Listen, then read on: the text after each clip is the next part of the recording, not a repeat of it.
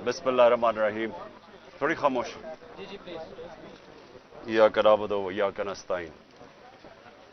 पहले तो मीडिया का मैं बड़ा शुक्रगुजार हूं कि कल वो सब आ गए और खुद उन्होंने देखा कि कितने दहशतगर्द यहाँ छुपे हुए हैं। उसकी वजह से जो प्लान बना हुआ था, सारा ज़मान पाक के चारों तरफ पुलिस नाके लग चुके थे और तैयारी हुई थी धावा बोलने की। वो क्योंकि आपने सब ने जाके एक्सपोज कर दिया कि यहाँ कोई दहशतगर्द नहीं, तो उसकी वजह से ये मेरा घर बच गया। लेकिन जो मैं चीज़ कहना चाहता हूं वो ये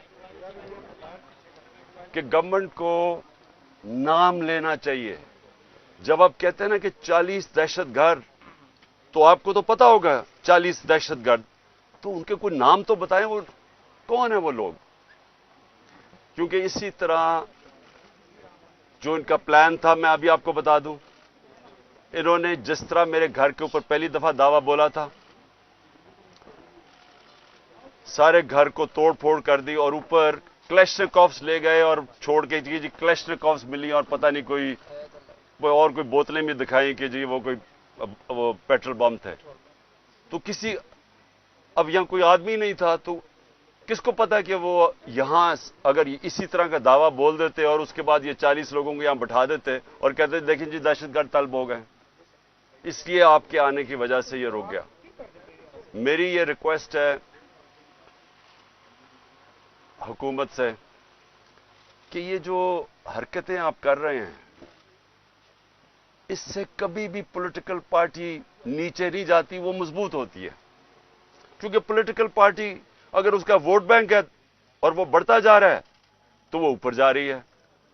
और अगर आप उनकी पूरी मदद भी कर दें, जिस तरह पीडीएम है, जितनी भी मदद कर दें, लेकिन अगर उसका वोट बैंक नीचे जा रहा है तो वो कुछ भी नहीं कर सकते।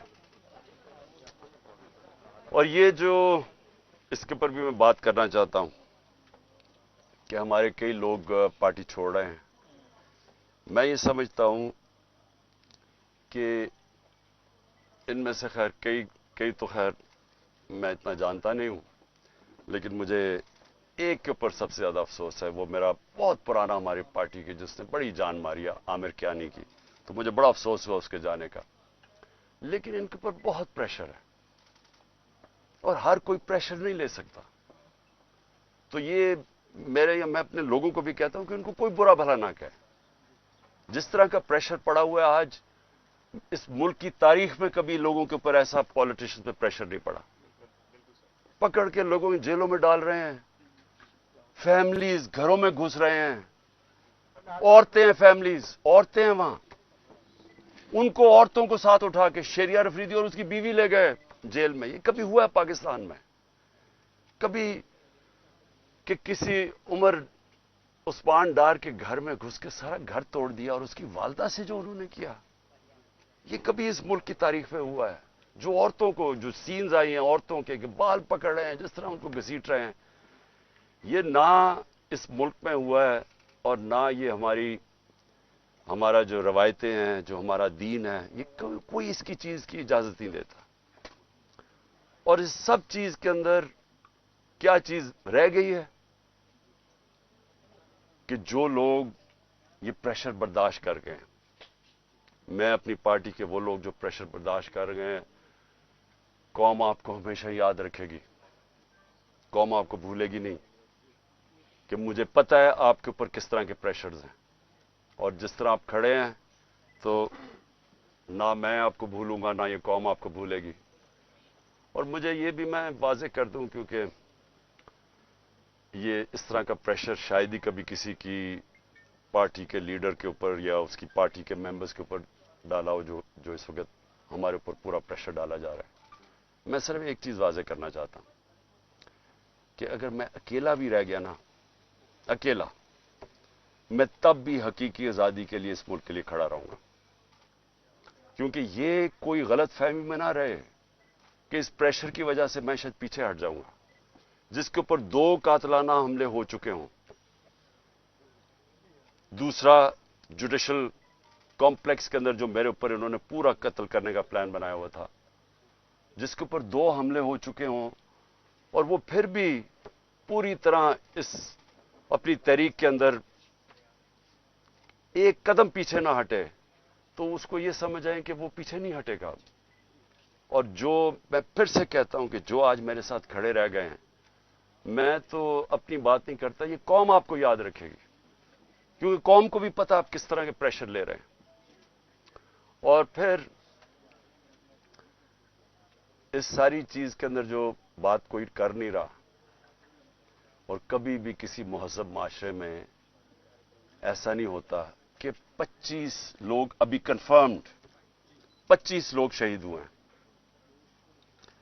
सब के किसी के पास कोई हथियार नहीं था, पुरअमन एहतजाज कर रहे थे और उनको सीधी गोलियां मारी गई। 25 का हमें पता इसलिए क्योंकि हमें बाकी का पता इसलिए नहीं कि 7,500 वर्कर्स को पकड़ लिया, 7,500 तहरीक इंसाफ के कारकुनों को पकड़ा हुआ है। तो हमें पता ही नहीं है कि और कितने और शहीद हुए हैं। हमें इतना पता है कि तकरीबन 700 के करीब लोगों को इंजरीज हुई और वो गोलियों की इंजरी ज्यादा है। तो बात तो आज ये करनी चाहिए कि क्या इसके ऊपर कोई कमीशन नहीं बैठनी चाहिए कि आपके मुल्क के शहरी हैं, जो भी है, एक आदमी कत्ल होता है तो उसके ऊपर तहकीकात होती है, तो पता तो चले कि ये हुआ क्या था। और मैं आज आप सबके सामने कह रहा हूं कि जब भी इंडिपेंडेंट कमीशन बैठेगी, इसके अंदर एक मुनज़्ज़म साजिश आपको नजर आएगी। प्लान किया हुआ था सब कुछ, क्योंकि मुझे तो शुरू में पता ही नहीं, मैं तो जेल में था 4 दिन, मुझे तो ये नहीं पता कि हो क्या रहा था। तो मैं जब बाहर निकला जेल से, उन्होंने कहा जी तबाही हो गई, ये हो गया, घर जलाए गए, कोर कमांडर। मैं भी हैरान, ये हुआ क्या है? क्योंकि 27 साल में एक दफा बताओ कि कभी कोई इस तरह की जला घराव कुछ हुआ है 27 साल में? जब मुझे गोलियां लगती हैं तब तो, और मैं एक आर्मी ऑफिसर को नाम लेता हूं उसका, इंटेलिजेंस ऑफिसर को, तब तो कोई नहीं जलाता, कब तो कोई बिल्डिंग नहीं जलती। तो ये एकदम क्या हुआ है? तो इसका हमें आप मुझे पूरी तरह अंदाजा, और मैं आज डिमांड करता हूं कि जब और बनाई जाए, क्योंकि ये बहुत बड़ा मुल्क के अंदर 4 दिन जो हुआ है, एक इंडिपेंडेंट कमीशन बनाई जाए। और इंडिपेंडेंट कमीशन में क्या चीज सामने आएगी, मैं अभी आपको बता देता हूं क्या चीज सामने आएगी, क्योंकि मेरे सामने तो फैक्ट्स आ गए हैं। हम आपको सबूत देंगे कि कैसे प्लान करके लोगों को हमला करवाया गया है फौजी इमारतों के ऊपर। पिंडी के अंदर पुलिस ने पीछे से, क्राउड आगे खड़ा था, पीछे से पुलिस ने इनके ऊपर टेयर गैसिंग करके उनको जीएचक्यू की तरफ धकेला है, और रास्ते में कोई पुलिस नहीं थी जीएचक्यू के। यहां जो हुआ है, अब हम लाहौर जानते हैं, मैं तो पैदा यहां हूं, ये पास ही तो है, 3-4 मील यहां से है वो कोर कमांडर।